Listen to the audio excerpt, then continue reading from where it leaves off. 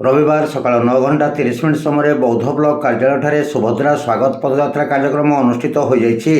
उक्त कार्यक्रम में मुख्य अतिथि भाव में कंधमाल लोकसभा सांसद सुकांत कुमार पाणिग्राही जोगदे सुभद्रा स्वागत पदयात्रा को सरंडा अंगनवाड़ी केन्द्र निकटर शुभारंभ करते। सांसद श्री पाणिग्राही बौद्ध ब्लॉक अध्यक्ष प्रियदर्शी प्रतिश्रथ बीडीओ युधिष्ठिर मेहर ब्लॉक विभिन्न अंचल आसीथिबा सीआरपी और महिला स्वयं सहायक गोष्ठीर महिला माने पदयात्रा सामिल हो ब्लॉक कार्यालय पर्यंत आसीथिले। ब्लॉक कार्यालय परिसर में एक सभा अनुष्ठित होइथिला। सुभद्रा योजना संपर्क में महिला मानक सह ब्लॉक प्रशासन एक प्रश्नोत्तर कार्यक्रम अनुष्ठित होइथिला और महिला मानक मनरे थिबा विभिन्न द्वंद्वर उत्तर माध्यम समाधान करा जाइथिला।